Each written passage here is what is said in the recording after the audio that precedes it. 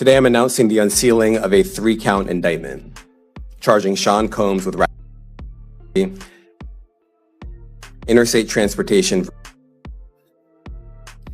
The indictment alleges that between at least 2008 and the present, Combs abused and coerced victims to fulfill his desires, protect his reputation. Sweetheart, the moment you've all been waiting for is finally here. Finally, Diddy was taken into custody on September 16th evening in New York and accused of several offenses, including slanderous conspiracy, deception, or coercion, among others, but you'll be surprised to learn what supposedly he has to cope with more than just his arrest as a result of Kim Porter's relatives supposedly officially on his neck as well, and it's said that his son Quincy is likewise will work with the federal government to combat his father. My goodness, there's no way of getting out of this one. He's done.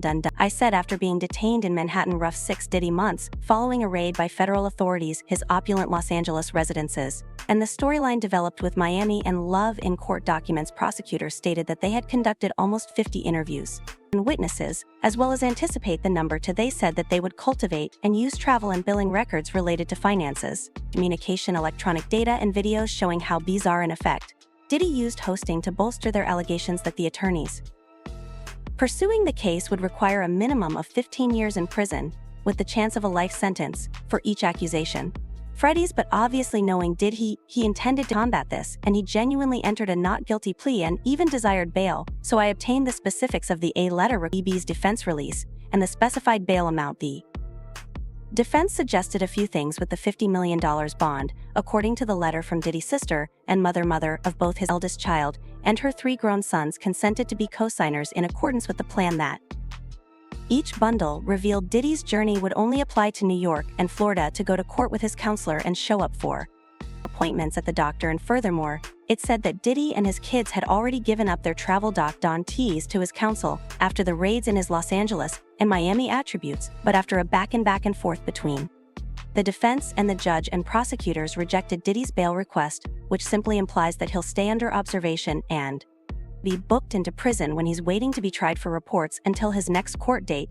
Diddy is being held in the special living unit of the Metropolitan Correctional Facility, Brooklyn.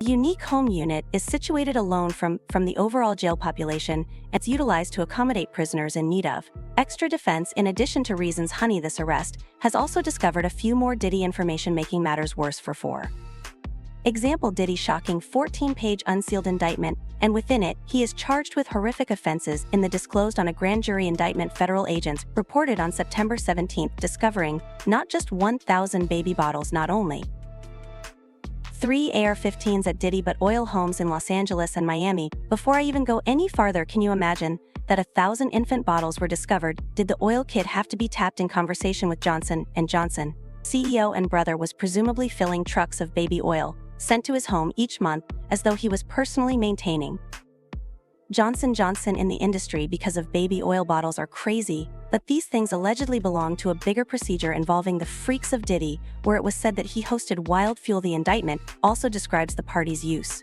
these materials in ostentatious events such as managed extra substances, linens, and illumination. Go into further depth about how he uses force on women and everyone around him to meet his demands, protect his reputation, and cover up his actions. He is also accused of embezzling employee funds and using his influence to build his company empire, which eventually became a transgressor enterprise in which he took part in multiple crimes such as forced labor, bribery, obstruction of justice, and arson.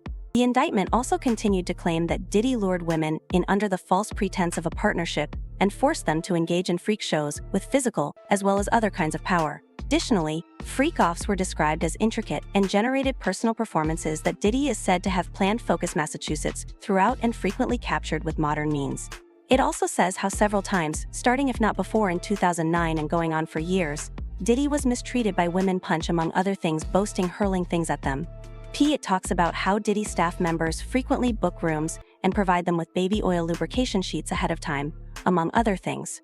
Even after all that has happened, Upward Diode continues to say that he is innocent, and Mark Agilo, his attorney, has questioned the prosecution's claim that they are unfairly claiming that he is a flawed individual. Nonetheless, to this credit is not criminal. Clearly, the freak these might pass between Cout and Diddy along with the other parties concerned would frequently have IV fluids to heal, guessing from whatever they were using. Please wait to make a choice until you have all the facts. Mr. Combs has only ever been helpful with this inquiry, and he gladly moved to New York City last week in anticipation of these fees. These are the true circumstances of a blameless man who has nothing to hide, and he expects to be recognized in court. While we were at a press conference, William and Damon's solicitors said that Diddy and the others are not over for them. The investigation is still ongoing, and he asked those with more information to continue. I'm not sure that innocent is the right word to use in this case, but Diddy and his lawyer defend his innocence. We are not done. This investigation is ongoing, and I encourage anyone with information about this case to come forward and to do it quickly. Anyone with information can call 1-877-4-HSI-TIP. I want to express my deep appreciation for the victims and witnesses who have used their voices and Once more, I'm not sure how legal team will handle this, but I'm eager to watch how everything turns out. Progress is purportedly. If there's a youngster who is obviously finished with all of this, is Quincy. I've even witnessed reports suggesting he might be able to work with the federal government or is already collaborating with them. In addition, Albie, Quincy's biological father, and Shore has allegedly been investing much time spent together. The two allegedly caused their tension to connection underlie them and are drawing nearer, and sources reveal that Albie Shore and the Quincy Brown family were his father and the late Kim Porter have been conversing more and taking the necessary actions replenish the time they lost during their even lately they were estranged scene together for the White House visitation, an event that is now being claimed at this point, but some reports claim that Quincy revealed to the feds how did he actually handle behind the scenes with Kim Porter. Quincy is among the few of observers of what his mother experienced with Diddy, and ever since Diddy is being hammered by the feds with RICO need proof for everything, even the women Diddy has been with connected to. Remember, even earlier Diddy's apprehension LB created a number of illusions, such as his mistrust of DBB at one point, remembering that the moment he found out Kim had been officially declared dead in writing. I recently found this film at Lady Caves, also known as #Kim Porter Passing, and it tore my soul apart physically. I know that Kimberly didn't just pass away from pneumonia, so that's a little BS. This is how I get into trouble. Ali did, in fact, tag Diddy in the message to make sure Diddy noticed how he feels he is in charge, adding that we recently celebrated our son at the New Deal in Quincy and Netflix's Christmas special. She was an amazing assistant, laughing at Diddy's mutual and seeing myself swap when I go to the theater.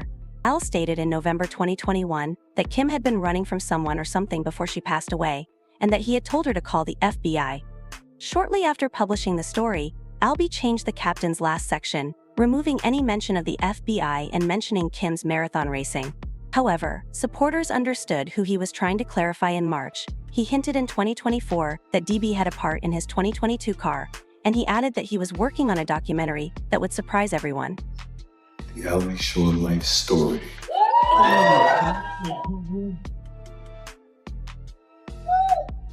So hold on to your britches, and you'll really understand how I ended up in a coma.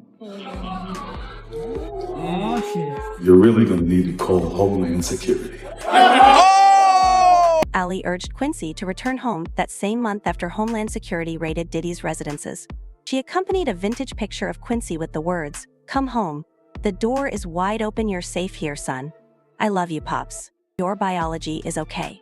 I am aware that Quincy once questioned the value of a biological connection in an open letter he published, criticizing Al for not being in his life as a kid. Regarding my biological father, all I have ever known of him is this spitting picture. I have always wondered where he was, what he was doing, and most importantly, if he was ever considering me. My father's absence has helped me better comprehend the kind of guy I want to be. I am thankful for my mom's love, support, guidance, and for her strength, but with all these receipts that are coming to light against his father especially. About Kim, Quincy is now not just willing to work with ALB, but with other members of Kim's family. Plus, there were actually reports not so long ago that Kim's family was seeking legal advice and was in pursuit of hitting Diddy with a lawsuit for wrongful, because they had physical evidence to support their case. Reportedly, with Diddy's arrest, Kim's family is more sure that they will also get justice for Kim. I mean, they are already aware of the speculations that, contrary to what was reported, Kim was not found unresponsive in her bed, but she was discovered on the bathroom floor, and if they found her in her bed, then she was strategically placed there. In fact, the original coroner who conducted the first autopsy on Kim's suspected foul play with the amount of a certain toxin that was found in her system, but he was allegedly fired and replaced by another coroner who ruled her death as large pneumonia. And what I find really weird is that this coroner took 2 weeks to conclude that Kim died of pneumonia, and as soon as people started questioning Kim's death a while back, the first coroner passed on something else. Is that Kim's last call was reported at 2:43 a.m., but she was found later that morning at 11 a.m. There may still be hope though, as when attorney Damon Williams was asked how many other people may have been affected, he clearly stated that they are working on getting justice for all the affected, which may include Kim. So far, 50 people have been interviewed and questioned, and the prosecutors have mentioned that that number is likely to grow. Now, a number of other things have appeared about Kim since Cassie filed her lawsuit. Kim's family is apparently counting on law enforcement. Is ongoing. We are committed to bringing justice to everyone who's been victimized by the defendant. I can't tell you why it took so long. I think the better focus is on the fact that we are here today. And we are committed to making sure that... Please share your thoughts in the comments part below.